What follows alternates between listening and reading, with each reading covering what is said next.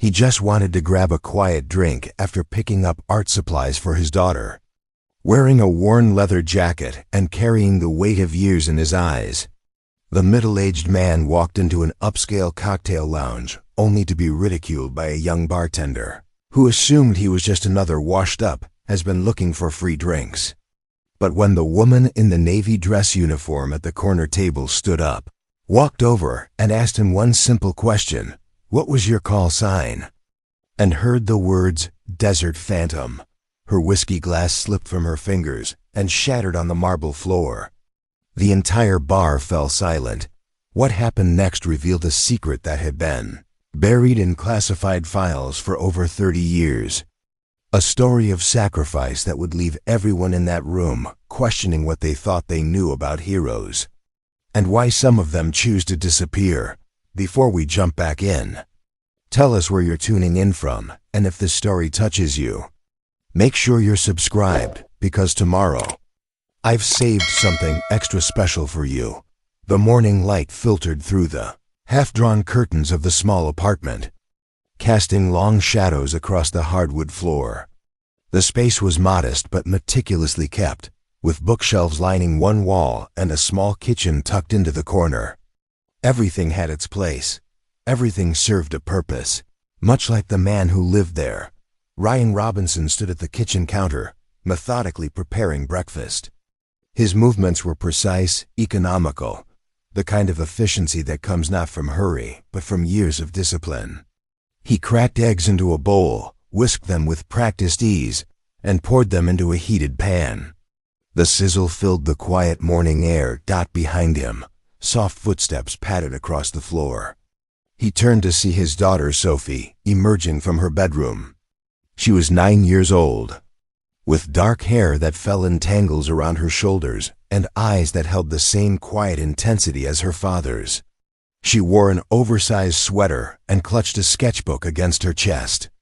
"Morning, sweetheart," Ryan said, his voice warm but measured.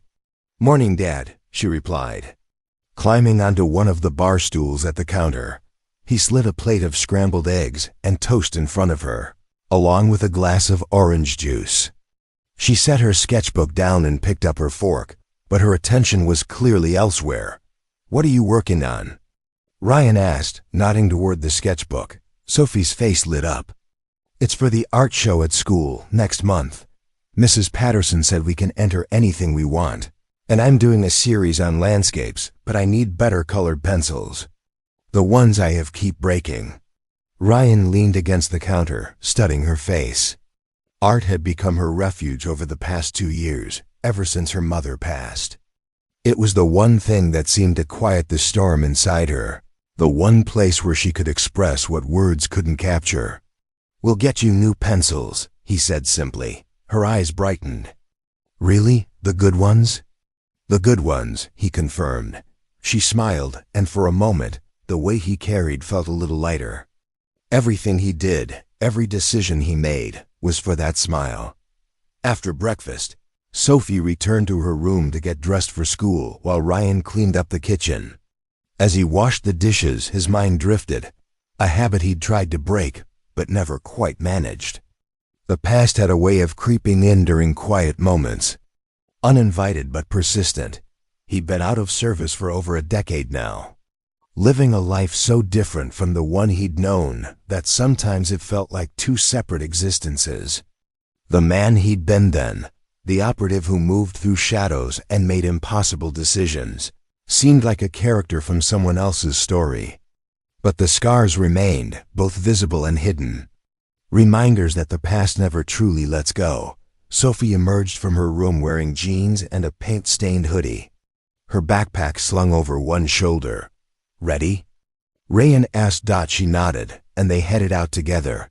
The drive to school was short, just 10 minutes through the tree-lined streets of Ashford Heights, a quiet suburb where nothing much happened and everyone knew their neighbors. It was exactly the kind of place Ryan had sought out when he left his old life behind. A place where he could fade into the background and focus on being a father. He pulled up to the curb, outside Maplewood Elementary, and Sophie unbuckled her seatbelt.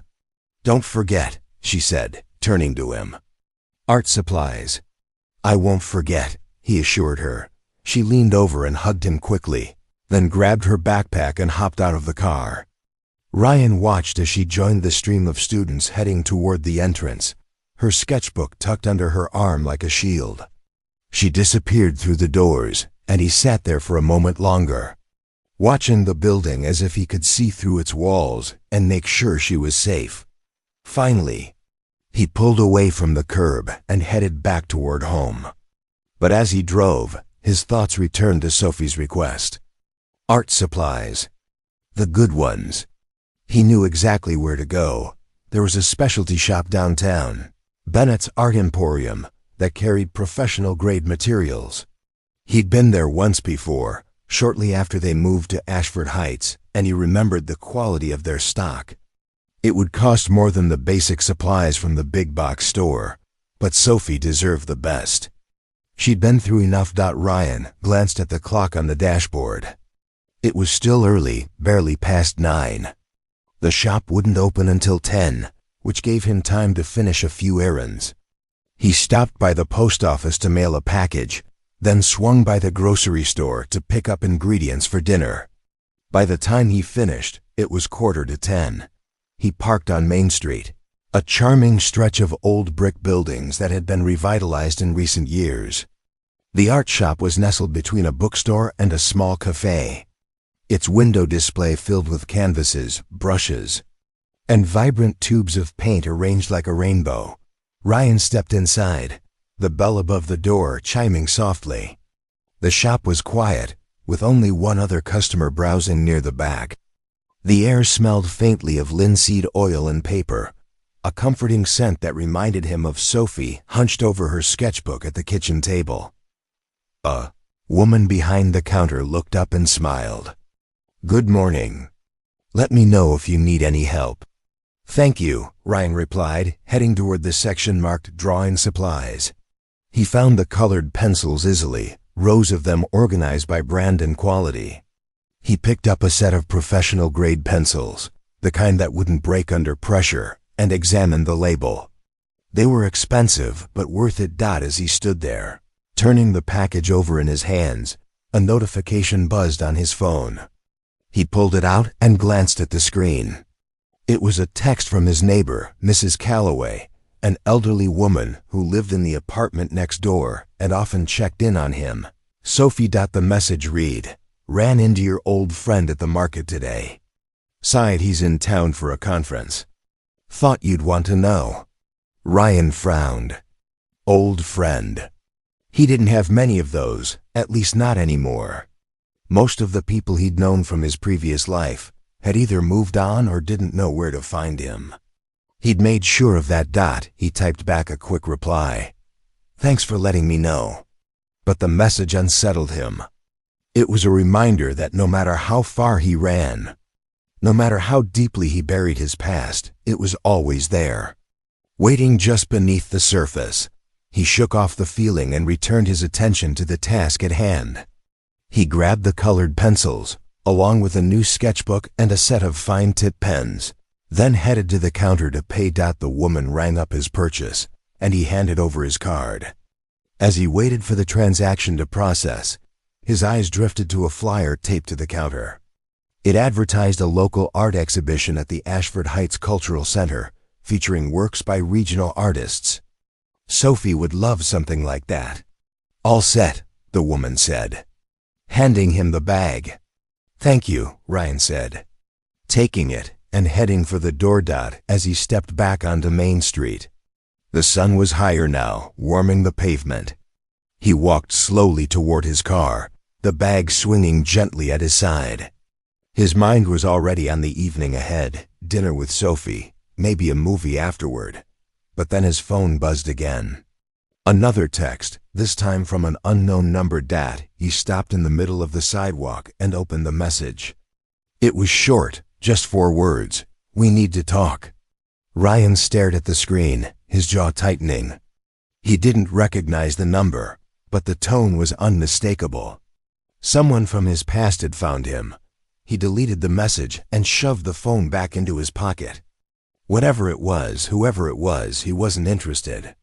That life was over. He'd made his choice years ago, and he wasn't going back. But even as he climbed into his car and started the engine, a knot of unease settled in his chest. Because deep down, he knew the truth. The past never stays buried forever. Ryan drove home in silence, the bag of art supplies resting on the passenger seat beside him.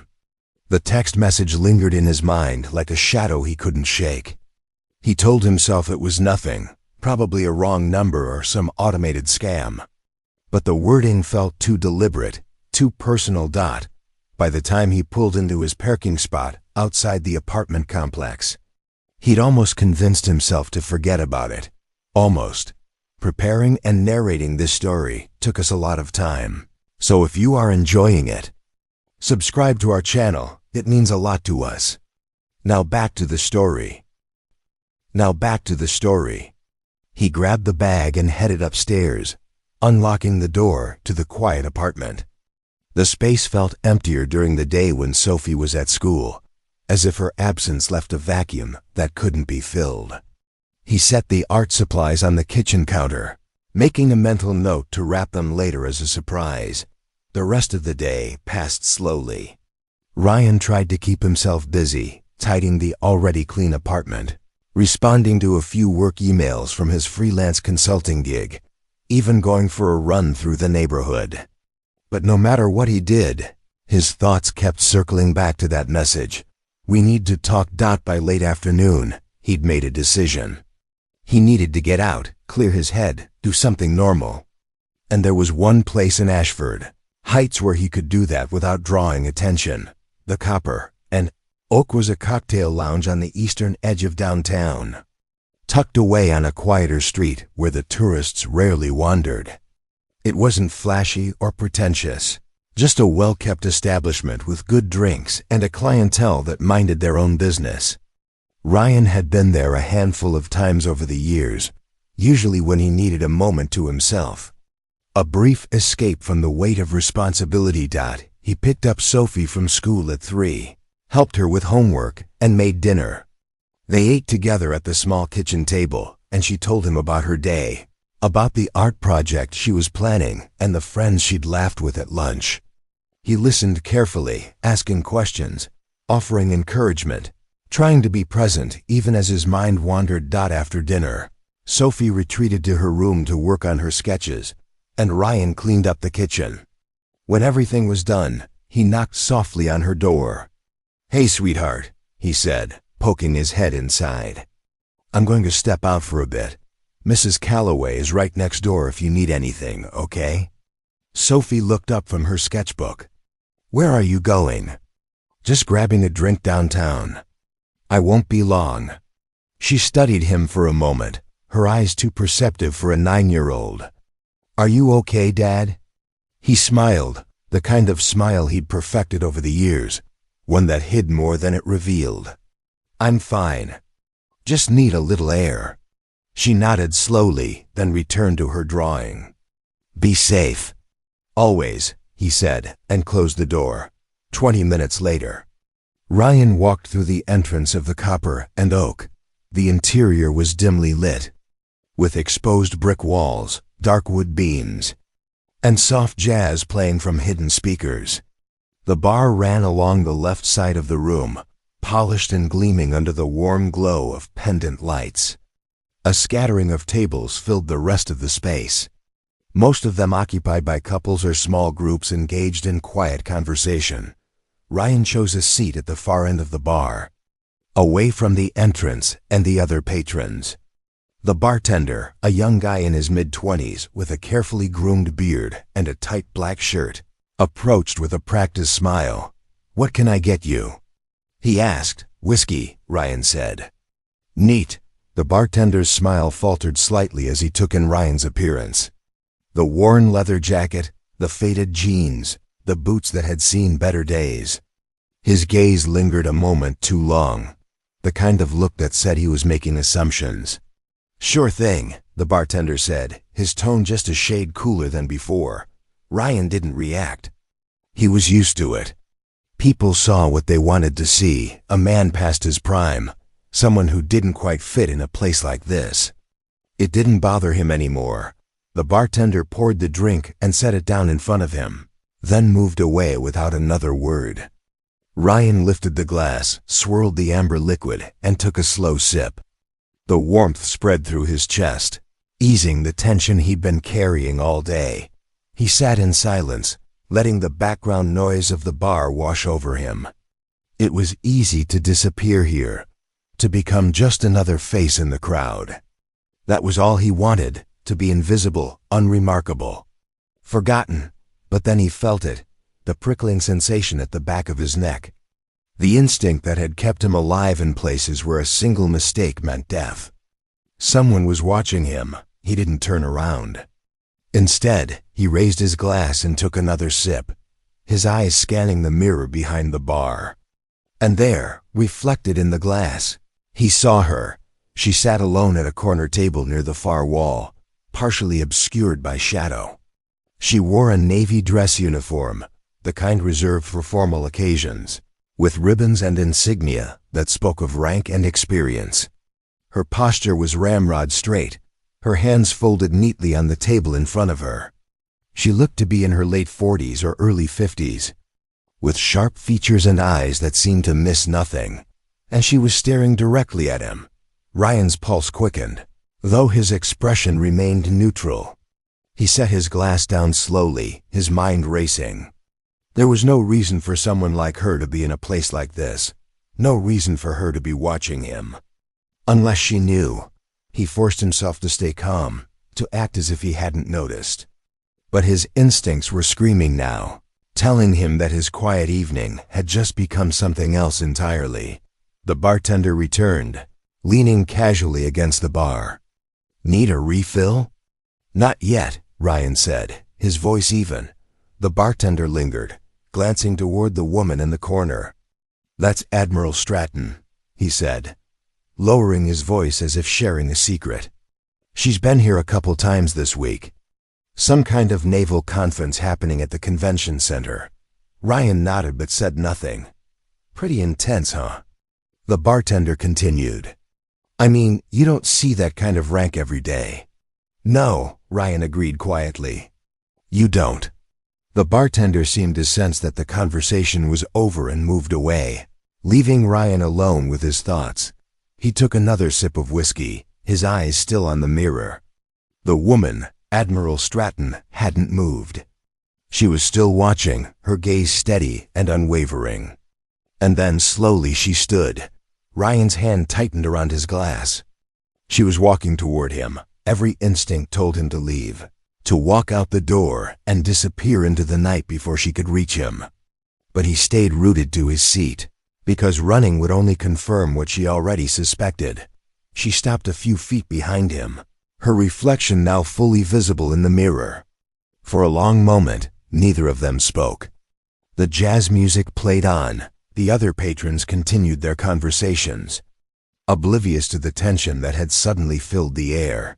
And then she said, in a voice that was calm but carried the weight of authority, "I don't believe we've met." Ryan turned slowly, meeting her gaze. Up close, he could see the lines around her eyes, the gray threading through her dark hair, the quiet strength that came from years of command. "I don't believe we have," he replied. She studied him for a moment, her expression unreadable. Then she extended her hand. "Admiral Victoria Stratton." He hesitated, then shook her hand. Her grip was firm, confident. "Ryan Robinson, mind if I join you?" she asked, though it was clear from her tone that it wasn't really a question. Ryan gestured to the empty stool beside him. "Be my guest." She sat down, smoothing her uniform as she did. And the bartender hurried over, suddenly attentive. "Admiral," he said, his tone noticeably more respectful than it had been with Ryan. "What can I get you?" "Whiskey," she said. "Same as him." The bartender nodded and quickly poured her drink, setting it down with a slight flourish before retreating once more.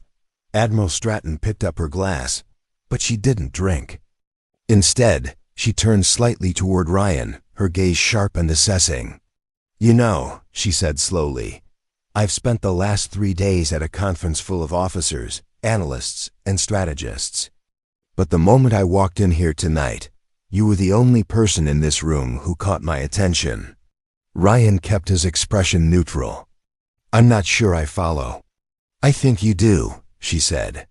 "Because the way you sit, the way you watch, the way you carry yourself, it's not something you learn in an office or a classroom.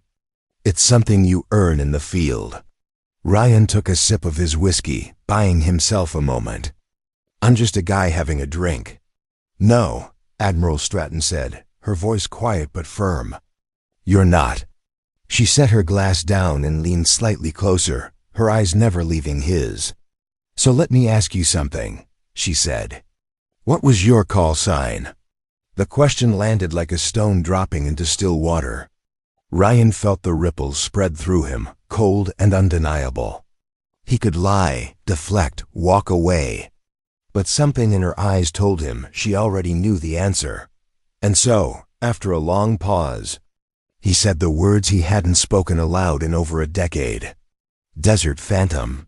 The moment the words left his mouth, Admiral Victoria Stratton's hand went slack. Her whiskey glass slipped from her fingers and fell, striking the polished marble floor with a sharp crack. The sound echoed through the lounge, silencing nearby conversations and turning heads. Amber liquid spread across, the white veining of the marble like a slow-motion painting, and shards of glass glittered under the pendant lights. But Admiral Stratton didn't move. She simply stared at Ryan, her face drained of color, her lips parted in a silent gasp.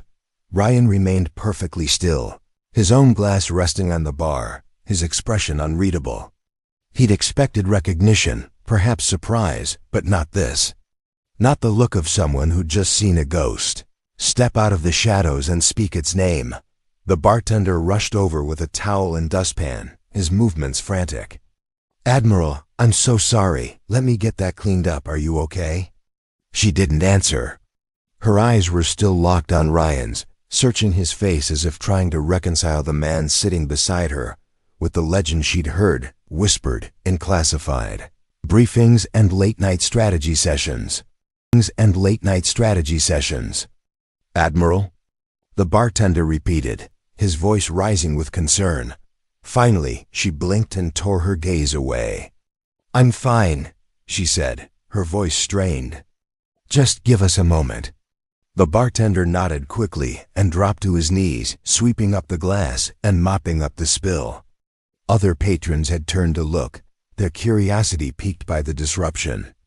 A few whispered to each other, glancing between the woman in the navy uniform and the man in the worn leather jacket. Ryan leaned back slightly, creating space, giving her room to process. He knew what she was feeling because he'd seen it before. The moment when myth collided with reality, when the stories became flesh and blood. "Desert Phantom," she whispered, almost to herself. Then louder, more certain, "Your Desert Phantom." Ryan didn't confirm or deny. He simply watched her, waiting. Admiral Stratton took a deep breath, steadying herself. She glanced down at the bartender, who was still cleaning. Then back at Ryan. "We need to talk, privately." "I don't think that's a good idea," Ryan said quietly. "I'm not asking," she replied, her command voice returning. But then she softened, just slightly. "Please." Ryan considered his options. He could walk out right now, disappear into the night, and hope she didn't follow. But something told him it was already too late for that. She'd found him, and if she was who she claimed to be, she had the resources to find him again. "5 minutes," he said. She nodded and stood, straightening her uniform with practiced precision. "There's a private room in the back." "Follow me." Ryan hesitated, then picked up his glass and downed the rest of his whiskey in one swallow. He set the empty glass on the bar and stood, aware of the eyes following him as he walked behind Admiral Stratton toward the rear of the lounge. The bartender, now finished cleaning, watched them go with undisguised curiosity. A couple at a nearby table leaned in close, whispering urgently. The mood in the room had shifted from relaxed to tense, and Ryan could feel the weight of it pressing against his shoulders. Admiral Stratton led him through a doorway marked "Private Events" and into a small, dimly lit room. It was elegantly furnished with a round table, leather chairs, and soft lighting. The door closed behind them with a quiet click, muffling the sounds of the bar. She turned to face him, her composure fully restored now. "Sit," she said, gesturing to one of the chairs. "I'd rather stand," Ryan replied. She studied him for a moment, then nodded. "Fair enough." For a long moment, neither of them spoke. The silence stretched between them, heavy with unspoken questions and buried history. Finally, Admiral Stratton broke it. "I thought you were dead." "A lot of people did," Ryan said. "The official record lists you as Kier, Operation Sandstorm 2011. No body recovered. Presumed lost in hostile territory." "That was the story," Ryan acknowledged, "but it wasn't the truth." "No," she crossed her arms, her gaze sharp. "So what happened? Why did you disappear?" Ryan shook his head. "That's not a conversation I'm interested in having." "Not interested?" Her voice rose slightly, frustration bleeding through. "Do you have any idea what your disappearance did? The questions it raised? The operations that were compromised because we didn't know if you'd been captured or turned?" "I wasn't captured," Ryan said evenly. "And I didn't turn. I just left." "You just left," she repeated, her tone incredulous. "You were one of the most valuable operatives in the field. Your call sign alone carried weight in rooms most people don't even know exist. And you just walked away?" "Yes, why?" Ryan met her gaze, his jaw tightening.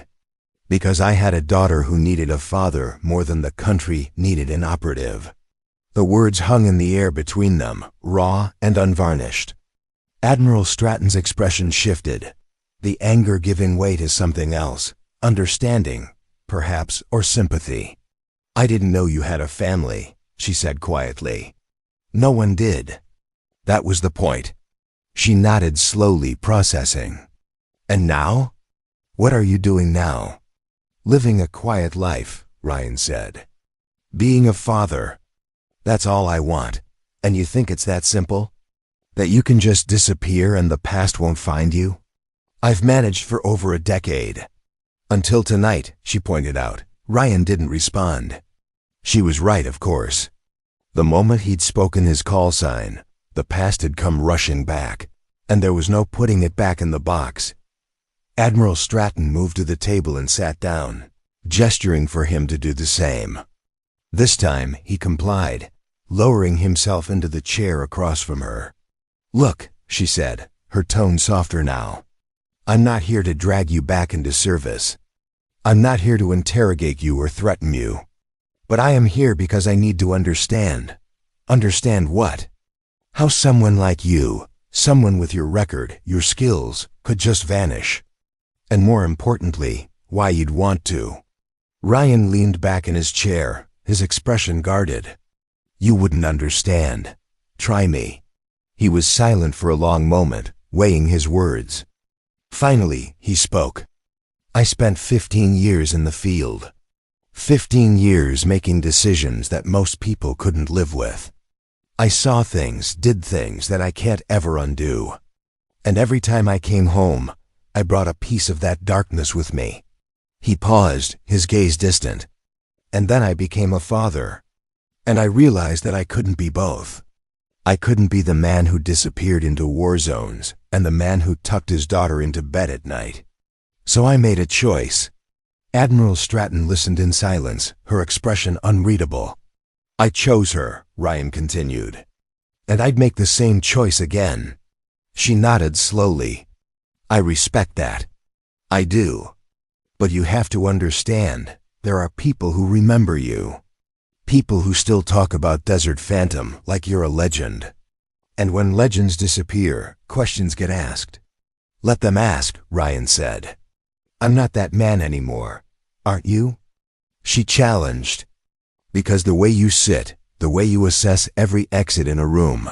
The way you noticed me watching you before I even stood up. That's not something you unlearn." Ryan didn't respond. She was right again, and they both knew it. Admiral Stratton leaned forward, her elbows resting on the table. "I'm not your enemy, Ryan, but I am someone who needs to know if there's a threat.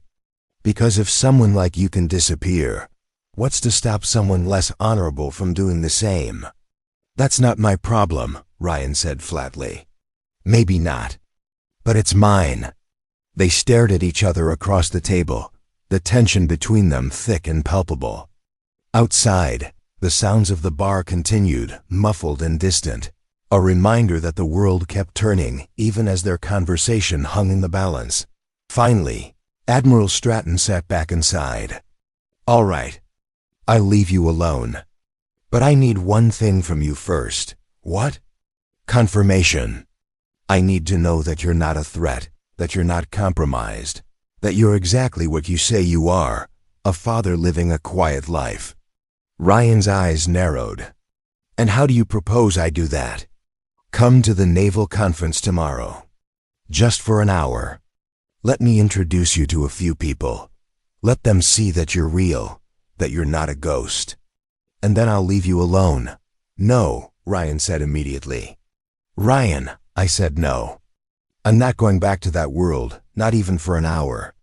Admiral Stratton's expression hardened. "Then you're going to have a problem.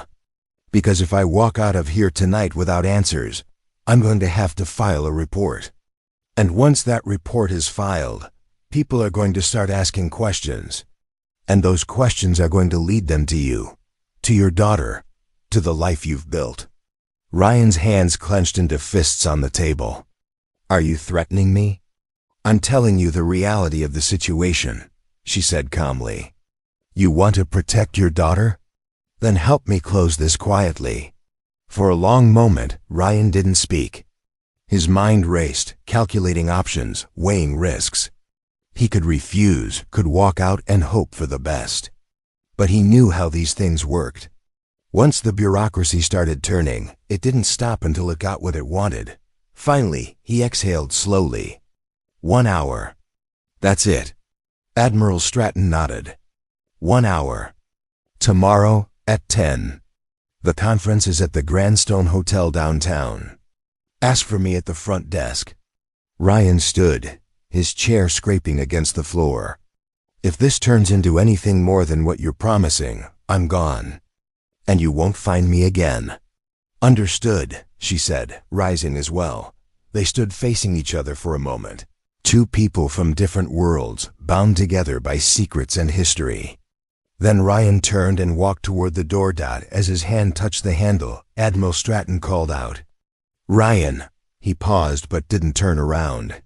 "For what it's worth," she said quietly, "I think you made the right choice." Ryan didn't respond. He opened the door and stepped back into the bar, leaving her standing alone in the dim light of the private room. The lounge felt different now, charged with an energy that hadn't been there before. Patrons glanced at him as he passed, their expressions curious, wary. The bartender watched from behind the bar, his eyes narrowed in suspicion. Ryan didn't stop. He walked straight to the exit, pushed through the door, and stepped out into the cool night air. The street was quiet, lit by the soft glow of street lamps and the neon signs of nearby businesses. He stood there for a moment, breathing deeply, trying to shake off the weight of the conversation. But it clung to him, heavy and inescapable. Desert Phantom. The name echoed in his mind, a relic from a life he'd tried so hard to leave behind. And now it seemed that life had found him. He pulled out his phone and checked the time. It was just past 9. Sophie would still be awake, probably working on her sketches. He needed to get home, needed to see her, to remind himself why he'd made the choices he had. But as he started walking toward his car, he couldn't shake the feeling that everything was about to change. Ryan drove home, through streets that felt unfamiliar despite having traveled them countless times. The conversation with Admiral Stratton replayed in his mind, each word dissected and analyzed. He'd agreed to 1 hour, just 1 hour at the naval conference. But already he could feel the carefully constructed walls of his new life beginning to crack. When he arrived at the apartment, Mrs. Calloway was standing in the hallway outside his door. Her silver hair pulled back in a neat bun, concern etched across her weathered face. "Ryan!" "Thank goodness," she said, wringing her hands. "Sophie had a nightmare about 20 minutes ago. I heard her crying through the wall. I knocked, but she wouldn't open the door. She just kept saying she wanted you." Ryan's chest tightened. "Thank you for checking on her." He unlocked the door and stepped inside, finding Sophie curled up on the couch, her sketchbook clutched to her chest, tear tracks still visible on her cheeks. The moment she saw him, she launched herself forward, wrapping her arms around his waist. "Dad, you were gone so long," she whispered against his shirt. "I'm sorry, sweetheart," he said, stroking her hair. "I'm here now. I'm not going anywhere." But even as he said the words, he knew they might not be true. Not anymore. He got her settled back in bed, sitting beside her until her breathing evened out and sleep claimed her once more. Then he retreated to the kitchen, poured himself a glass of water, and stood at the window, staring out at the quiet street below. His phone buzzed. A text from an unknown number. "Tomorrow, 10 a.m., don't be late. Admiral Stratton." Of course she had his number. People like her always found what they needed. He deleted the message and set the phone face down on the counter. But the knot in his stomach remained. The next morning arrived too quickly. Ryan made breakfast, packed Sophie's lunch, and drove her to school, all while maintaining the facade that everything was normal. But Sophie, perceptive as always, noticed the tension in his shoulders, the way his eyes kept drifting to the rear-view mirror. "Are you okay, Dad?" she asked as they pulled up to the school. "Just tired," he lied. "Didn't sleep well." She studied him for a moment, then leaned over and kissed his cheek. "Love you. Love you too, sweetheart." He watched her disappear into the building, then sat in the parking lot for 5 full minutes, gripping the steering wheel, trying to convince himself to just drive away, to ignore the Admiral's summons and deal with whatever consequences came, but he couldn't. Not if it meant putting Sophie at risk. At exactly 10 o'clock, Ryan walked through the main entrance of the Grandstone Hotel, a towering glass and steel structure in the heart of downtown Ashford Heights. The lobby was vast and opulent, with marble floors, crystal chandeliers, and clusters of uniformed personnel moving purposefully between conference rooms. He approached the front desk, where a young woman in a crisp blazer greeted him with a professional smile. "Can I help you?" "I'm here to see Admiral Stratton," Ryan said. The woman's smile faltered slightly as she took in his appearance. The same worn leather jacket from the night before, jeans, and boots that had seen better days. Her fingers moved across her keyboard, hesitation clear in her movements. "And your name?" "Ryan Robinson." She typed, waited, then her eyes widened slightly. "Oh, yes, the Admiral is expecting you. 3rd floor, Wellington Conference Room. The elevators are just past the fountain." Ryan nodded his thanks and headed toward the elevators, aware of the looks he was getting from the uniformed officers passing by. He didn't belong here, and everyone knew it. The elevator ride to the 3rd floor felt longer than it should have. When the doors finally opened, he stepped into a carpeted hallway lined with conference rooms, each marked with brass plaques. He found the Wellington room at the end of the corridor and pushed through the heavy wooden door.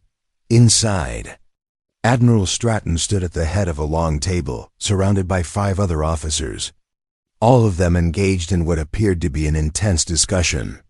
Maps and documents were spread across the table, and a large screen on the wall displayed tactical data that Ryan recognized immediately despite the years that had passed. The conversation stopped the moment he entered. All eyes turned toward him, and the temperature in the room seemed to drop several degrees. Admiral Stratton straightened, her expression carefully neutral. "Gentlemen, this is Ryan Robinson. Ryan, these are some colleagues from the Naval Intelligence Division." One of the officers, a man in his 50s with steel-gray hair and a chest full of ribbons, stepped forward. His name tag read Captain Brennan.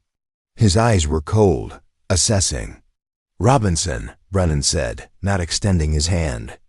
"The Admiral says you have some background that might be relevant to our current situation." Ryan shot a look at Admiral Stratton, who gave him the slightest of nods. This was the price of her silence, his cooperation, his expertise, even if only for an hour. "I might," Ryan said carefully. "Might?" Another officer, younger, with sharp features and a suspicious glare, scoffed. "Admiral, with all due respect, who is this guy? He looks like he wandered in off the street." "Commander Hayes," Admiral Stratton said, her voice carrying a warning edge.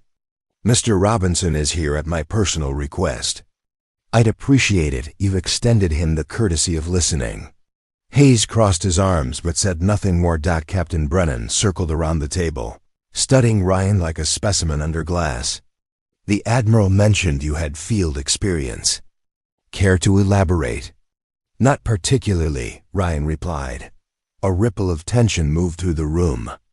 Brennan's jaw tightened. "Listen, I don't know what game you're playing, but this is a secure facility dealing with sensitive operations. If you don't have clearance, you need to leave." "He has clearance," Admiral Stratton interjected. "Or at least he did. Black level classification." The room went silent. Hayes' eyes narrowed.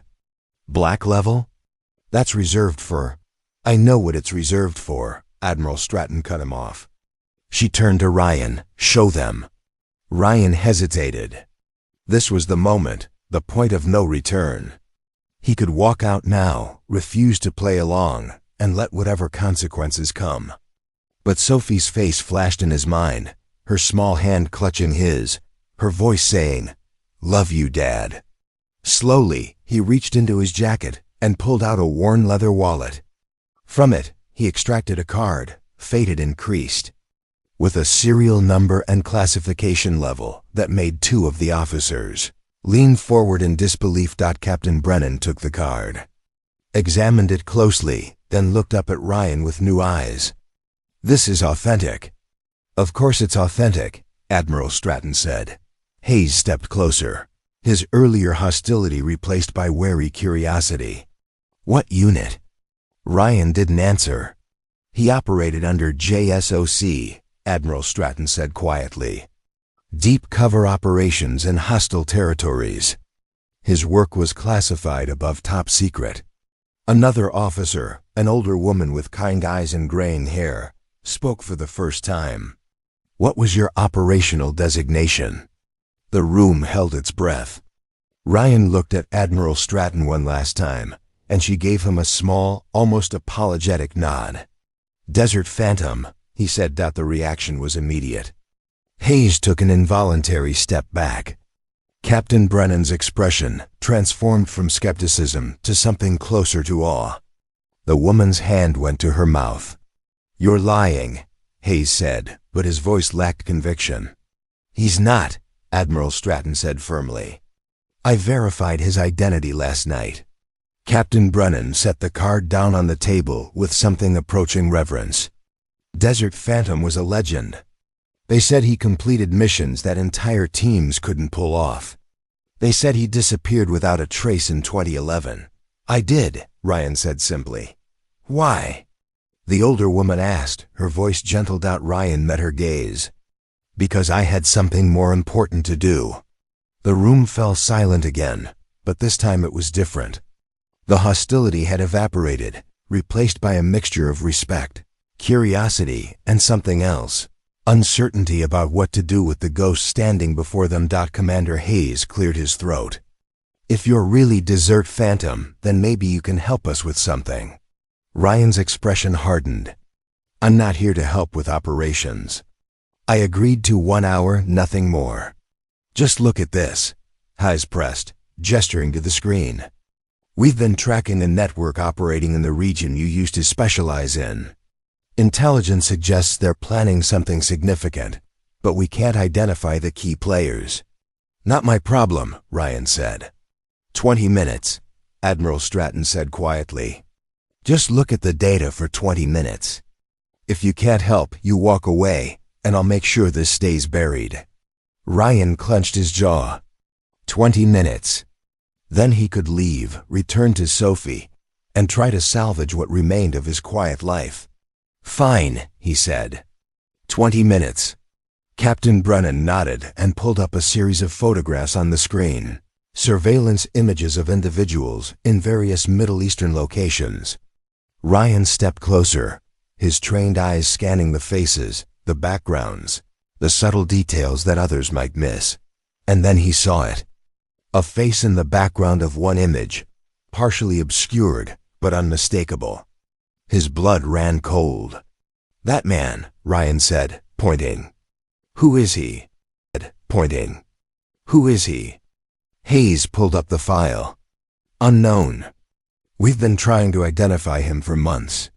Ryan's mind raced. He knew that face. Knew it from a lifetime ago, from an operation that had gone sideways, from a betrayal that had cost lives. "His name is Kazim Nazari," Ryan said, his voice tight. "And if he's involved, whatever they're planning is worse than you think." The name hung in the air like a curse.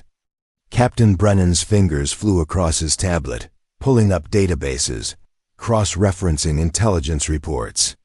Commander Hayes leaned forward, his earlier skepticism completely gone, replaced by intense focus. "Qasim Nazari," Brennan repeated slowly. "How do you know him?" Ryan's jaw tightened. "I ran into him during an operation in 2009. He was working with a splinter cell, providing logistical support for attacks on coalition forces. We tracked him to a compound outside Kandahar, but he slipped away before we could apprehend him." "There's no record of that in our files," Hayes said, suspicion creeping back into his voice. "There wouldn't be," Admiral Stratton interjected. Desert Phantom's operations were compartmentalized. Most of his mission reports were destroyed or sealed at levels you don't have access to, Commander. Ryan studied the surveillance photo more closely, noting the timestamp and location data. "When was this taken?" 3 weeks ago, the older woman, whose name tag identified her as Captain Yates, replied. "Our assets spotted him meeting with known operatives in Beirut. We've been monitoring his movements since, but he's careful. Changes locations frequently, uses cutouts for communication." Ryan nodded absently, his mind already working through patterns, analyzing behaviors he'd spent years learning to predict. He's not just logistical support anymore. If he's meeting directly with operatives, he's moved up the chain. Probably running his own network now. "That's our assessment as well," Captain Brennan said. "But we don't know what he's planning. The chatter we've intercepted suggests something significant, possibly targeting Western interests, but we can't pin down specifics." Ryan stepped back from the screen, shaking his head. "This isn't my problem. I gave you his name. That's more than I agreed to." "Wait," Admiral Stratton said, moving to block his path to the door. "If what you're saying is true, if Nazari has elevated his position, then you're one of the few people who knows how he operates. Your insight could be invaluable." "I'm not doing this," Ryan said firmly. "I came here because you asked. I looked at your data. I gave you information. That's where this ends." Commander Hayes slammed his hand on the table. "People could die. If Nazari is planning something and we can't stop it because you're too selfish to help, enough." "Commander," Captain Yates said sharply. Her voice was quiet but carried authority that made Hayes immediately step back. She turned to Ryan, her expression understanding but earnest. "Mr. Robinson, I have a son your age. He served 2 tours overseas before he came home and started a family. I understand the choice you made. I respect it." She paused, letting her words settle. "But I also know that sometimes the past doesn't let us go as easily as we'd like. And sometimes, the best way to protect the life we've built is to deal with the ghosts that threaten it. Ryan met her gaze, seeing genuine empathy there, not manipulation. It was harder to refuse than High's aggression or Brennan's tactical coldness. "My daughter is 9 years old," Ryan said quietly. "She's already lost her mother. I'm all she has. I can't risk that for anything." "Then don't," Captain Yates replied. "We're not asking you to go back into the field. We're not asking you to pick up a weapon or cross borders. We just need your knowledge, your experience reading patterns and predicting behavior. Consultancy work, nothing more." "It's never nothing more," Ryan countered. "It always becomes something more." Admiral Stratton stepped forward, her expression carefully neutral, but her eyes conveying something deeper, perhaps regret for putting him in this position. 24 hours, Ryan. Give us 24 hours of consultation. Review the intelligence, help us understand Nazari's methodology, and then you walk away. I'll personally ensure that your name stays buried, that no one comes looking for you again." "You can't guarantee that," Ryan said. "No," she admitted. "But I can try. And right now, that's the best offer you're going to get." Ryan turned away, running his hand through his hair, the weight of the decision pressing down on him. Every instinct screamed at him to leave, to get as far away from this room and these people as possible. But Captain Yates' words echoed in his mind. Sometimes the best way to protect the life we've built is to deal with the ghosts that threaten it. If he walked away now and something happened, if Nazari's network struck and Ryan could have prevented it, he'd never forgive himself. And worse, if his refusal somehow led back to him, if questions were asked and investigations launched, Sophie would be the one to suffer. He turned back to face them. 24 hours. But I work alone. I'll review your intelligence, compile my analysis, and deliver it to Admiral Stratton. No meetings, no briefings, no committees. Just me and the data. Captain Brennan looked ready to object, but Admiral Stratton raised her hand. Agreed. We'll set you up in a secure workspace with access to all relevant files. You'll have everything you need. And after 24 hours this is done, Ryan said, his tone leaving no room for negotiation. You get my report, and I disappear. Permanently. Understood, Admiral Stratton said. Ryan nodded once, a curt acknowledgement of the terms. Where's the workspace? 2 floors down, Captain Brennan said, already moving to gather files. Isolated office, encrypted terminal, full database access. I'll have everything prepared within the hour. Make it 30 minutes, Ryan said. The clock starts now. As the officers dispersed to make arrangements, Admiral Stratton remained behind, waiting until the room was empty before approaching Ryan. Thank you, she said quietly. Don't thank me yet, Ryan replied. You might not like what I find. Perhaps, but at least we'll know. She paused, studying his face. For what it's worth, I meant what I said last night. You made the right choice, putting your daughter first. That takes more courage than most people understand. Ryan didn't respond. Courage wasn't the word he'd use. Survival, maybe. Self-preservation, but not courage. Courage was what he'd left behind in the desert, along with the man he used to be. I need to make a call, he said, pulling out his phone. Let my neighbor know I'll be late picking up Sophie from school. Admiral Stratton nodded and stepped away, giving him privacy. Ryan dialed Mrs. Calloway, who answered on the second ring. Ryan, dear, is everything all right? I'm fine, Mrs. Calloway. I just got held up with some work. Would you mind picking up Sophie from school and staying with her until I get home? It shouldn't be later than 6. Of course, dear. Don't worry about a thing. Sophie and I will make cookies. Thank you. I owe you one. Nonsense. That's what neighbors are for. Ryan ended the call and slipped the phone back into his pocket. 6 o'clock. That gave him 8 hours to dig through intelligence, analyze patterns. and hopefully find something useful enough to satisfy Admiral Stratton's promise. 8 hours. And then he could go home and pretend this had never happened, except he knew better than anyone that some things, once awakened, never went back to sleep. The workspace was exactly what Ryan had expected. Sterile, windowless, and equipped with technology designed to keep secrets locked away from the outside world. A single desk dominated the small room, topped with 3 monitors connected to an encrypted terminal. File folders were stacked neatly to one side, and a secure phone sat within reach. Captain Brennan had personally escorted him down, walking him through the security protocols and access codes. "Everything you need should be here," Brennan said, gesturing to the setup. "If you require additional resources, use the secure line. It connects directly to our operations center." Ryan nodded, already mentally preparing for the hours ahead. "I'll need complete access to surveillance footage from the past 6 months. Any location where Nazari or his known associates appeared." "Already queued up on Monitor 2, Brennan replied. "Financial transactions, communication intercepts, and movement patterns are on Monitor 3. Background files and historical data are on the main screen." "Good," Ryan said. "Now leave me alone." Brennan's expression tightened, but he complied, exiting without another word.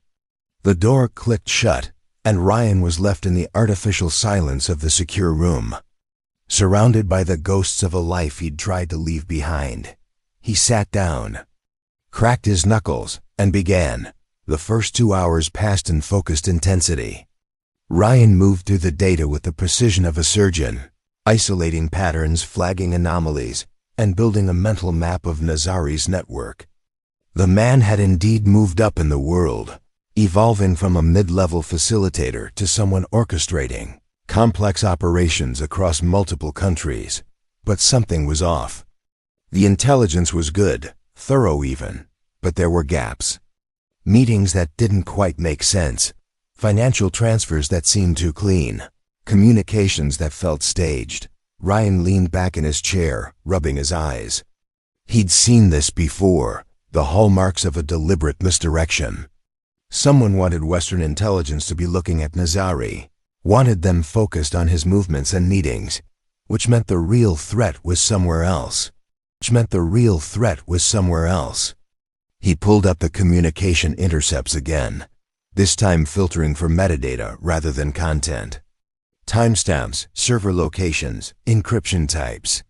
Patterns emerged that he'd missed on the first pass. A secondary network operating in parallel to Nazari's. Quieter, more careful, but undeniably connected. Ryan's pulse quickened. This was bigger than a single operative planning an attack. This was a coordinated effort, and Nazari was just a visible piece, the distraction. He reached for the secure phone and dialed the operations center. Captain Brennan answered immediately. "What do you need?" "Cross-reference Nazari's known locations with cyber intrusions targeting Western infrastructure over the same period," Ryan said. "Focus on power grids, communication networks, and financial systems." "That's outside the scope of—" "Just do it," Ryan interrupted. "And send the results down here as soon as you have them." He hung up before Brennan could respond and returned to the monitors. If his theory was correct, Nazari's network wasn't planning a traditional attack. They were setting up for something more insidious, something that would cause chaos without firing a single shot. 20 minutes later, the data arrived and Ryan's suspicions were confirmed. Every location where Nazari or his associates had appeared coincided with attempted or successful cyber intrusions. Small-scale incidents that had been attributed to random hackers or criminal groups. But when viewed together, they formed a clear pattern. Someone was probing defenses, testing vulnerabilities, preparing for a coordinated strike. Ryan's hands moved across the keyboard with renewed urgency. He needed to identify the primary target, the weak point they were most likely to exploit. His eyes scanned through infrastructure reports, security assessments, and incident logs, looking for the thread that would tie everything together.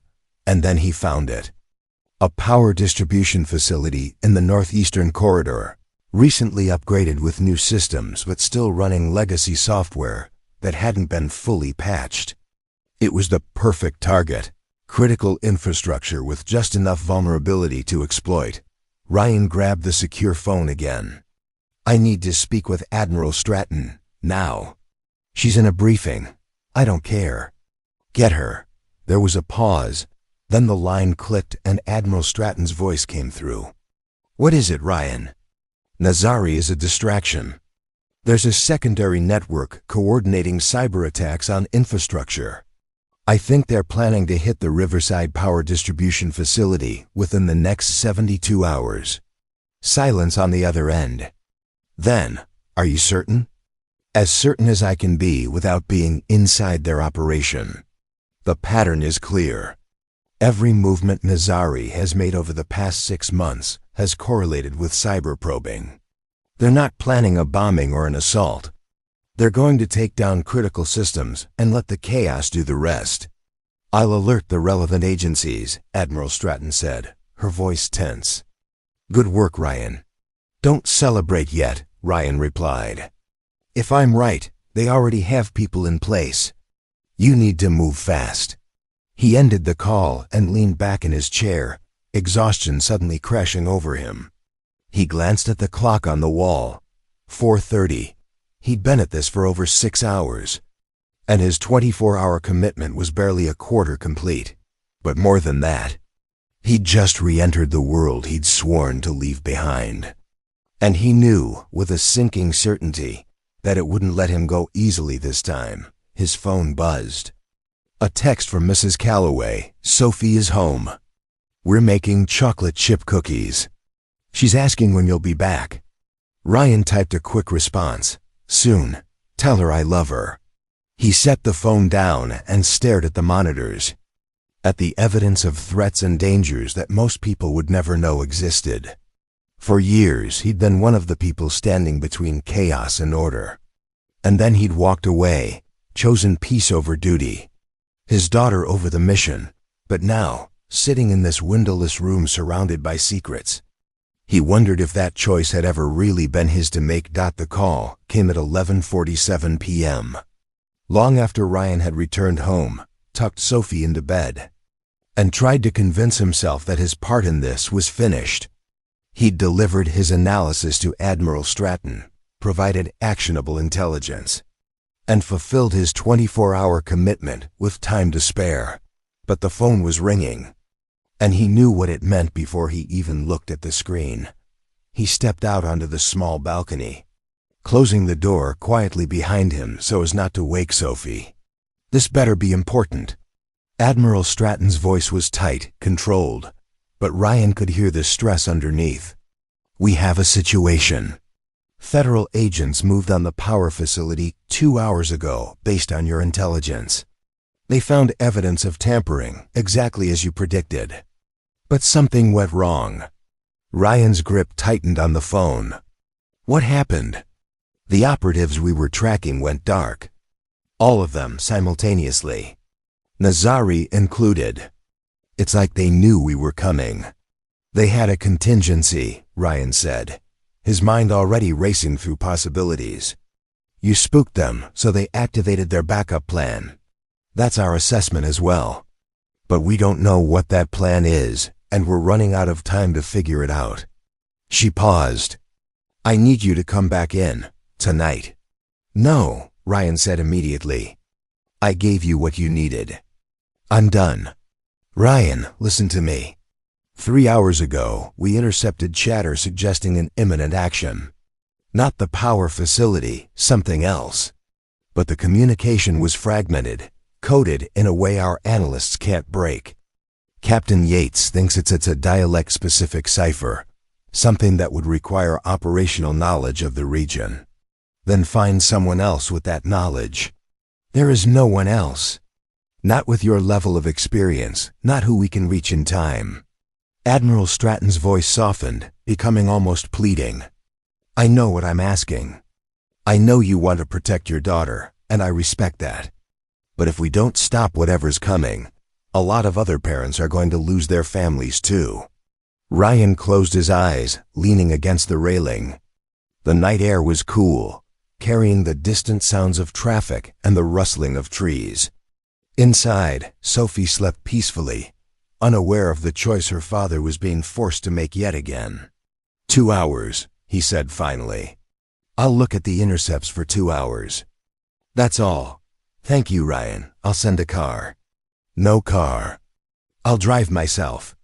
And Admiral, if this turns into more than 2 hours, if you try to leverage this into something bigger, I disappear.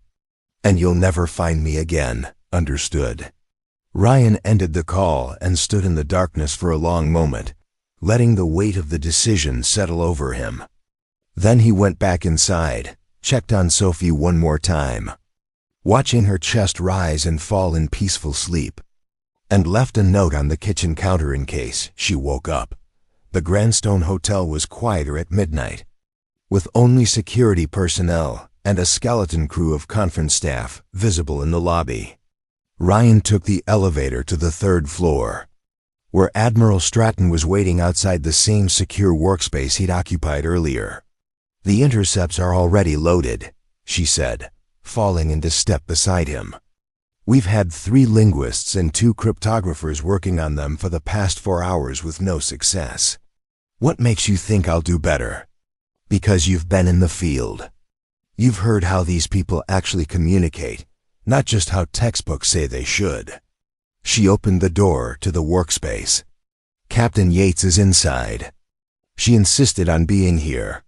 Ryan entered to find Captain Yates sitting at the desk, her reading glasses perched on her nose as she studied a printed transcript. She looked up as he approached, offering a tired but genuine smile. Mr. Robinson, thank you for coming back. Let's just get this done, Ryan replied, taking the seat she vacated.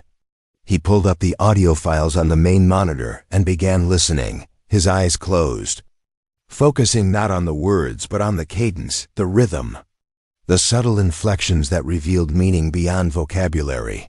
The first intercept was a brief exchange, 2 voices discussing what sounded like mundane logistics. But Ryan caught it immediately, the slight emphasis on certain words, the pauses that were just a fraction too long. It wasn't a cipher in the traditional sense. It was a conversational code where the real message was hidden in the delivery, not the content. He replayed it 3 times, then opened his eyes and began typing notes. They're talking about a timeline. The mention of morning prayers isn't religious. It's a time marker, sunrise. And when he says the Western Gate, he's not talking about a physical location. It's a target category. Government buildings, administrative centers, anything that represents Western authority. Captain Yates leaned forward, her expression intense. Can you narrow it down? We have dozens of potential targets across 3 states. Ryan moved to the second intercept, listening carefully. This one was more fragmented, lower quality audio with background noise that obscured some of the words. But there was something familiar about one of the voices, a particular accent pattern he'd heard before. That's not Nazari, Ryan said, but it's someone from his original cell. The reference to 43 steps is significant. It's not a literal count. In their operational shorthand, 43 refers to highway routes, specifically Interstate 43. Admiral Stratton pulled up a map on the tablet. Interstate 43 runs through Wisconsin. It connects Milwaukee to Green Bay. It connects Milwaukee to Green Bay. Ryan's blood ran cold. Milwaukee. That's a major metropolitan area. If they're targeting infrastructure there during morning rush hour, the casualties could be catastrophic. We need to alert local authorities. Mobilize federal response teams, Captain Yates said, already reaching for her phone. Wait, Ryan said, holding up his hand. He played the 3rd intercept, the shortest one. Just 8 seconds of a single voice saying what sounded like a blessing or farewell. But buried in those 8 seconds was something that made his stomach drop. That's not a blessing. That's a confirmation code. Whatever they're planning, it's already in motion. Admiral Stratton's face went pale. How long do we have? Ryan checked the timestamp on the intercept, calculating based on the timeline references he'd decoded. If I'm right about the morning prayers marker, we have less than 6 hours. Sunrise in Milwaukee is at 6:23 a.m. Whatever's happening will happen then. The room erupted into controlled chaos as Captain Yates began coordinating with federal agencies. Admiral Stratton contacted her superiors, and Ryan sat back in his chair, the weight of what he'd just uncovered pressing down on him like a physical force. He'd been out for over a decade. He'd built a new life, a safe life, for himself and his daughter. But in this moment, sitting in this room decoding threats that could kill hundreds or thousands of people, he realized something he'd been trying to deny since the moment. Admiral Stratton had asked his call sign. Desert Phantom had never really disappeared. He'd just been waiting in the shadows, and now the shadows had called him back. The operations center on the 5th floor of the Grandstone Hotel had transformed into a nerve center of organized urgency. Multiple screens displayed maps, live feeds from Milwaukee, and streaming data from various federal agencies. Personnel moved with purpose, speaking in clipped, efficient tones as they coordinated a response to the threat Ryan had identified. He stood off to the side, arms crossed, watching the organized chaos with a mixture of familiarity and detachment. This had been his world once, the world of 11th-hour intelligence and split-second decisions that meant the difference between success and catastrophe. Admiral Stratton approached, holding a secure phone to her ear, nodding at whatever was being said on the other end. She ended the call and turned to Ryan. FBI and Homeland Security are mobilizing assets in Milwaukee. They're evacuating the federal building and surrounding structures as a precaution. But they're working blind. They need more specific information about the target and the method of attack. Ryan shook his head. I've given you everything the intercepts contained. The rest is operational guesswork. Then guess, Admiral Stratton said bluntly. You know how Nazari's network operates. You've tracked cells like this before. What would they do? Ryan moved to the main display, studying the map of downtown Milwaukee. His finger traced the route of Interstate 43 as it curved through the city. They wouldn't go for a traditional explosive device. Too much security, too much risk of early detection. They'd want something that looks innocent until it's too late. Vehicle-borne? Captain Yates suggested, joining them at the display. Possibly, but more likely chemical or biological. Something that disperses through the air during rush hour when people are most concentrated. He zoomed in on a cluster of buildings near the interstate. If I were planning this, I'd target the ventilation systems of high-occupancy structures. Office buildings, transit stations, places where you can introduce a contaminant that spreads before anyone realizes what's happening. Commander Hayes, who'd been coordinating with field agents, turned from his console. That's a lot of ground to cover with limited time. We can't secure every building in downtown Milwaukee in 6 hours. You don't need to secure every building, Ryan said. You need to find where they've already positioned their assets. Look for anomalies in the past 72 hours. Service vehicles that shouldn't have been there, maintenance work that wasn't scheduled, security footage that's been tampered with. Captain Yates was already working her tablet, pulling up reports from Milwaukee's municipal systems. There was a reported HVAC malfunction at the Federal Plaza 2 days ago. A private contractor came in to perform emergency repairs. That's it, Ryan said immediately. Pull everything you have on that contractor. Names, credentials, vehicle registration, surveillance footage from the area. The room shifted focus, multiple personnel converging on the new lead. Within minutes, they had images of the maintenance van that had been used, along with identification for 2 workers who'd signed in at the Federal Plaza's security desk. Ryan studied the faces on the screen, and one of them triggered a memory. Not Nazari, but someone he'd seen in intelligence briefs years ago. A junior operative who'd been on the periphery of several operations. That one, he said, pointing. He was part of a cell in Baghdad in 2010, low-level courier at the time, but clearly he's moved up. If he's on site, this isn't a probe or a test run. This is the primary operation. Admiral Stratton grabbed her phone, dialing rapidly. I'm getting this to the field teams now. If we can identify his current location, we can intercept before. Admiral, one of the junior officers interrupted, his voice tight. We just lost communication with our assets in Milwaukee. All channels are down. The room went silent. Admiral Stratton's face hardened. What do you mean all channels? Every frequency we were using to coordinate with local and federal teams. They're either jammed or someone's activated a countermeasure. The officer's hands moved frantically across his keyboard. I'm trying to re-establish on backup protocols. But it's going to take time. Time we don't have, Captain Yates said grimly. Ryan felt a cold clarity settle over him. The same clarity that had guided him through impossible situations in the field. They know we're coming. Somehow they know, and they've cut our communication to buy themselves time to execute. How is that possible? Commander Hayes demanded. This operation has been compartmentalized. Only people in this room had access to the full intelligence. It doesn't matter how, Admiral Stratton said sharply. What matters is we have federal agents moving into a situation with no communication and no backup. We need alternatives now. Ryan's mind raced through options, protocols, backup plans that existed for exactly this scenario. There's an Air National Guard base 40 minutes from Milwaukee. If you can get authorization, they can deploy a tactical response team with their own secure communications. That kind of authorization takes hours we don't have, Captain Yates said.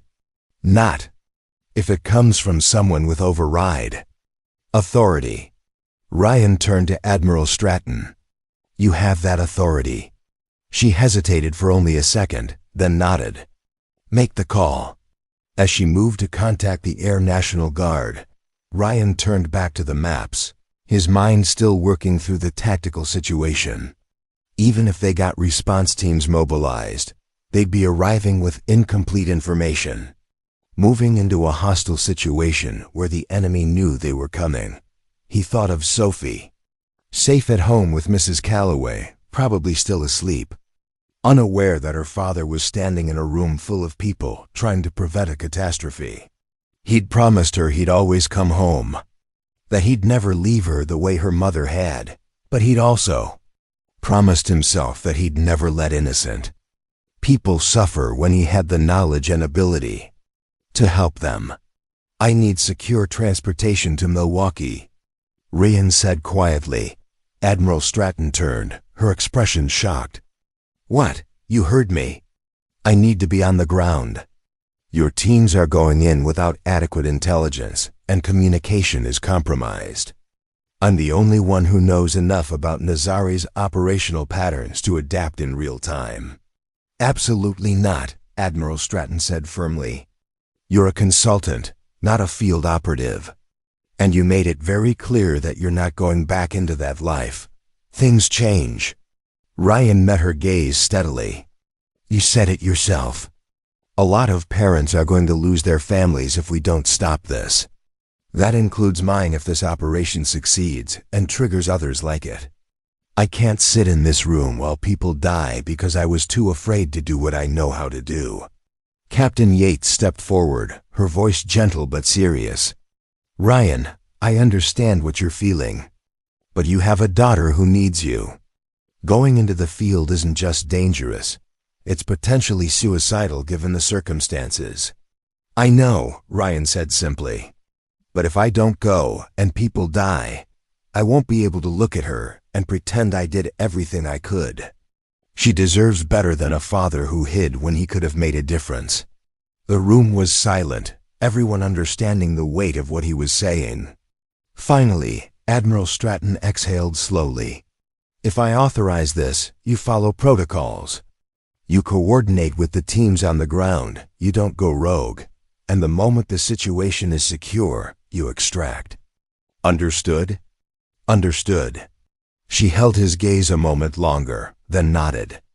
I'll have a helicopter ready in 15 minutes. God help us both if this goes wrong. As personnel moved to arrange his transportation, Ryan stepped aside and pulled out his phone. He sent a text to Mrs. Calloway. Emergency came up with work.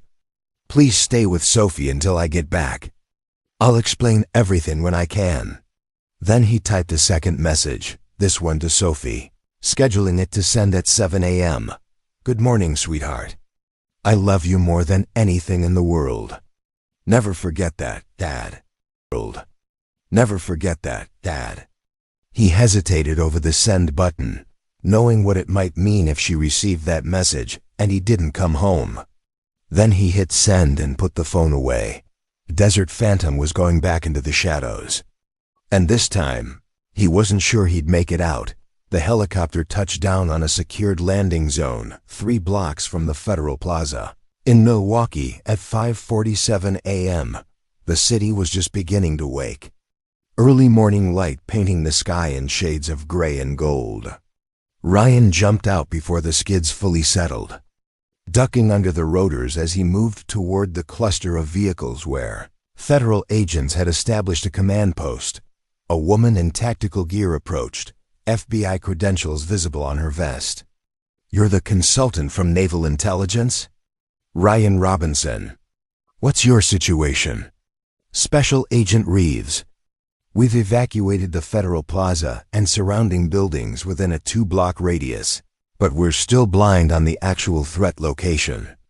Our communications are being jammed, and we haven't been able to locate the suspects identified in your intelligence. Ryan scanned the area, his trained eyes taking in sight lines, potential entry and exit points, the flow of early morning traffic that was already starting to build. The HVAC contractors who came in 2 days ago, did they access only the Federal Plaza or multiple buildings? Agent Reeves consulted her tablet. According to the records we pulled, they had work orders for 3 buildings. The Federal Plaza, the Transit Authority headquarters next door, and the Millbrook office complex across the street. Show me the security footage from all 3 locations. They moved to a mobile command unit where multiple screens displayed footage from various angles. Ryan watched the contractors' movements carefully, noting how they carried their equipment, where they spent the most time, how they interacted with building security. There, he said, pointing to footage from the Millbrook complex. See how he positions himself to block the security camera's view of what his partner is doing. They're not doing HVAC work. They're installing something in the ventilation access panel. That's our target, Agent Reeves said, already relaying coordinates to her tactical teams. But we still don't have eyes on current hostile activity. Ryan checked his watch. 6:03 a.m., 20 minutes until sunrise. If his timeline analysis was correct, the attack would coincide with the morning rush, when the building's ventilation systems would be running at full capacity to accommodate arriving workers. They'll have a triggerman in position somewhere with line of sight to the building, Ryan said. Somewhere he can verify that people are entering before he activates the dispersal mechanism. Look for vehicles that have been parked in the same location since yesterday. Service vehicles that don't match the neighborhood. Anywhere someone could maintain surveillance without drawing attention. 2 junior agents began scanning traffic camera feeds and police reports. After 3 minutes of tense searching, one of them called out, "Got something." Utility van parked on the corner of Wells and Jackson since yesterday afternoon. Traffic enforcement tagged it but didn't tow because it had what looked like legitimate work permits in the window. Ryan moved to look at the footage. The van's angle gave a perfect view of the Millbrook complex entrance. That's him. Move teams to intercept, but do it quietly. If he realizes we're coming, he'll trigger early and we lose any chance of containment. Agent Reeves coordinated the approach, directing two tactical teams to converge on the van from different directions while a third team prepared to breach the Millbrook complex and secure the ventilation system. Ryan watched the operation unfold on multiple screens, his heart rate steady despite the adrenaline coursing through his system. This was the part he'd been good at, the calm in the center of chaos, the ability to process multiple variables simultaneously and make decisions that others couldn't. The tactical team approached the utility van, weapons ready but held low to avoid spooking the suspect. Through the helmet camera feeds, Ryan could see a figure in the driver's seat, hunched over what looked like a mobile device. "He's got a trigger," Ryan said. "Remote detonator or activation switch. Your team needs to breach immediately before he realizes they're there." The team leader acknowledged and gave the signal. Agents moved in synchronized precision, yanking open the van's door and pulling the suspect out before he could react. The mobile device clattered to the pavement, and agents immediately secured it while others restrained the struggling operative. "Device secured," came the report through the radio. "Suspect in custody." But Ryan wasn't relaxing yet. "Check for a dead man switch or a timer backup. Nazari's cells always have redundancies." The bomb technician examining the device confirmed a moment later. "Timer backup identified. Set to activate in 8 minutes, regardless of manual trigger." "Get your people into that building now," Ryan told Agent Reeves. "They need to locate and neutralize the dispersal device before that timer reaches 0. The breach team hit the Millbrook complex entrance, moving swiftly through the lobby and up the stairwells to the mechanical room on the 3rd floor where the VA access was located. Through their body cameras, Ryan could see them cutting through the access panel and exposing the device within. A canister connected to a battery pack and timer. Exactly as he'd predicted. "Bomb tech to me," the team leader called. The specialist moved in, examining the connections with practiced precision. Ryan watched the timer on the screen. 4 minutes, 30 seconds. "It's a binary chemical device," the bomb tech reported. "2 separate chambers that will mix when the timer activates, creating the dispersal agent. I can disarm it, but I need time." "You have 4 minutes, Agent Reeves said, her voice tense. "I need 6. The number hung in the air like a death sentence. Ryan's mind raced through options, scenarios, alternatives. Then he saw it, a detail in the device's construction that triggered a memory from an intelligence brief years ago. "The battery pack," Ryan said urgently. "Check if it's on an isolated circuit or if it's connected to the building's power supply." The bomb tech examined the connections. "It's isolated. Why?" "Because that's the vulnerability. Nazari's cells use isolated power sources so building shutdowns can't disable their devices. But it also means if you disconnect the battery before disarming the mechanism, the timer resets to default, which on devices like this is usually 10 minutes. The bomb tech paused. "That would work, but if I'm wrong about the reset default, disconnecting the battery could trigger immediate activation." "You're not wrong," Ryan said with certainty. "I've seen this exact device configuration before. Disconnect the battery." Agent Reeves looked at him, her expression searching. "You're sure?" "I'm sure." She nodded. "Do it." The bomb tech reached in with wire cutters and severed the battery connection. For one heart-stopping moment, nothing happened. Then the timer display flickered and reset to 10 o'clock. Collective exhales of relief came through multiple radio channels. The bomb tech proceeded with the careful work of disabling the device completely, this time with adequate time to do it safely. Ryan stepped back from the command unit, feeling the adrenaline finally beginning to ebb. Around him, federal agents were securing the scene, processing the suspect, and coordinating with local authorities to begin the all-clear process. Agent Reeves approached, extending her hand. "I don't know who you are or where you came from, but you just saved a lot of lives today." Ryan shook her hand.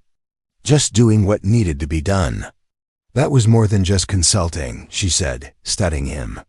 That was field experience, the kind that doesn't come from textbooks or training exercises. Whatever your story is, I'm glad you were here. Before Ryan could respond, Admiral Stratton's voice came through his earpiece. Ryan, we've been monitoring from Ashford Heights. Outstanding work. When you're finished with the debrief, the helicopter will take you home. Home, the word resonated through him with unexpected power. Sophie would be waking up soon, probably wondering where he was, maybe worried despite Mrs. Calloway's reassurances. Understood, he said. I'll be ready in 30 minutes. He turned to find Captain Yates had arrived on scene, having flown in on a second helicopter. She approached with an expression of profound respect. Mr. Robinson, what you did here today, that's the definition of heroism. Not just the tactical work, but the choice to come back, to put yourself in danger for people you've never met. I'm not a hero, Ryan said quietly. I'm just a father who couldn't live with himself if he didn't try. That's exactly what makes you one, Captain Yates replied. And for what it's worth, your daughter is lucky to have you. Ryan managed a small smile. I'm the lucky one. She's the reason I do any of this. As the sun rose fully over Milwaukee, painting the city in warm morning light, Ryan stood among the federal agents and tactical teams. No longer an invisible ghost, but a man who'd stepped into the light to do what was necessary. Desert Phantom had completed one more mission, and this time, he was going home. The helicopter ride back to Ashford Heights gave Ryan time to process everything that had happened. Below, the landscape shifted from urban to suburban to the tree-lined streets of his quiet neighborhood. By the time they landed at a small private airfield on the outskirts of town, it was nearly 8:30 a.m. It was nearly 8:30 a.m. A car was waiting to take him home. As he rode through familiar streets, he pulled out his phone and saw several messages from Mrs. Calloway, and one from Sophie, sent just 10 minutes earlier. Dad, where are you? Mrs. Calloway says you had work, but you never have work this early. I'm worried. He typed back quickly, on my way home now, sweetheart. I'll explain everything. Love you. When the car pulled up to his apartment building, Sophie was sitting on the front steps with Mrs. Calloway beside her. The moment she saw him, she jumped up and ran, crashing into his arms with enough force to nearly knock him back a step. Dad, you scared me, she said, her voice muffled against his chest. I know, baby girl. I'm sorry. Something came up that I had to handle. He pulled back to look at her face, brushing a strand of hair behind her ear. But I'm home now. Mrs. Calloway approached, her expression knowing. I'll leave you two alone. Ryan, if you need anything, you know where to find me. Thank you, he said sincerely. For everything. She nodded and headed back into the building, leaving Ryan and Sophie alone on the steps. What kind of work emergency happens in the middle of the night? Sophie asked, her 9-year-old logic cutting straight to the heart of things. Ryan sat down on the steps, and she settled beside him, her hand finding his. The kind where people needed help, and I was one of the few who could give it. Were you in danger? He considered lying, protecting her from the truth. But she deserved better than that. Yes, but I was careful, and I had good people watching my back. Sophie was quiet for a moment, processing. Is it over now? The dangerous thing? This one is. But sweetheart, I need to talk to you about something. He turned to face her fully. When I was younger, before you were born, I had a different job.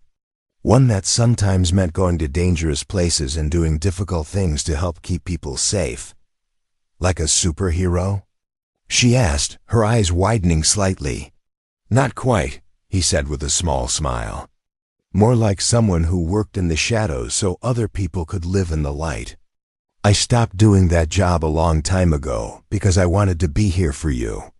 To be your dad and nothing else. But last night you had to go back, Sophie said. understanding dawning in her expression. Just for a little while. To help stop something bad from happening to a lot of people. He squeezed her hand gently. And now I'm home, and I'm not going anywhere. Sophie leaned against his shoulder. Mom used to tell me you were special. That you'd done important things. I never really understood what she meant. Ryan felt his throat tighten at the mention of his late wife. Your mom was special too. And the most important thing I've ever done is being your dad. They sat in comfortable silence for a moment, watching the morning sun climb higher in the sky. Then Sophie asked, Did you save people? Last night? Yes, good, she said simply. That's what heroes do. Later that afternoon, after Sophie had gone to a friend's house for a playdate, Ryan received a call from Admiral Stratton. How are you holding up? She asked, tired, but alive. Thanks to you, so are a lot of other people. The final count shows we prevented a chemical attack that would have affected over 300 people in the immediate area, with potential casualties in the dozens. She paused. The FBI is processing the suspects we captured, and preliminary interrogations are providing intelligence that should help us dismantle the rest of Nazari's network. Good, Ryan said. Then my part is done. About that, Admiral Stratton began. There's been some discussion at higher levels about bringing you in as a permanent consultant. Not field work, just analysis and strategic planning. Your knowledge and experience are invaluable. No, Ryan said firmly but without anger. I appreciate the offer, but I meant what I said. I'm done with that life. I did what I could to help, but my place is here with my daughter. I understand, Admiral Stratton replied, and she sounded like she genuinely did. But the offer stands if you ever change your mind. And Ryan, for what it's worth, I think you've found the balance. Being a father doesn't mean you stop being who you were. It just means you choose what matters most. After they hung up, Ryan stood at his window, looking out at the quiet street, the ordinary suburban scene that had become his world. No more classified missions, no more call signs or code names. Just a father, a home, and a daughter who needed him. His phone buzzed with a final message from Admiral Stratton. One more thing. The bartender from the Copper and Oak has been asking questions about you. Apparently, word spread about what happened that night. I've taken care of it, but you might want to find a new place for quiet drinks. Ryan smiled slightly. Desert Phantom had become a ghost again. But this time by choice, not by circumstance, that evening. He and Sophie made dinner together, her artwork covering the refrigerator, her laughter filling the small apartment. As they sat down to eat, she looked at him seriously. Dad, can I ask you something? Anything, sweetheart. If something like last night happens again, if people need help and you're the only one who can give it, what would you do? Ryan considered the question carefully, knowing she deserved an honest answer. I'd make sure you were safe and taken care of first. And then I'd do what I could to help, because that's what good people do when they have the ability. But I'd always come back to you. That's a promise. Sophie nodded, satisfied. Okay, because you're my dad first, right? Everything else is second. Always, Ryan said, reaching across the table to take her hand. You're my first priority, my only priority. Nothing will ever change that. Later, after Sophie had gone to bed, Ryan sat on the balcony under the stars, a cup of coffee growing cold in his hands. He thought about the path his life had taken, from Desert Phantom to single father, from classified operations to parent-teacher conferences. Some might see it as a step down, a waste of his skills and training. But as he listened to the quiet sounds of the night and thought about his daughter sleeping safely inside, he knew the truth. This was the mission that mattered most. And unlike the missions of his past, this one had no end date, no extraction plan, no exit strategy. This was the mission he'd spend the rest of his life completing. And for the first time in years, that thought brought him not fear or regret, but peace. Desert Phantom had finally found his way home. And home, it turned out, was exactly where he belonged. Up next, you've got 2 more standout stories right on your screen. If this one hit the mark, you won't want to pass these up. Just click and check them out. And don't forget to subscribe and turn on the notification bell so you don't miss any upload from us.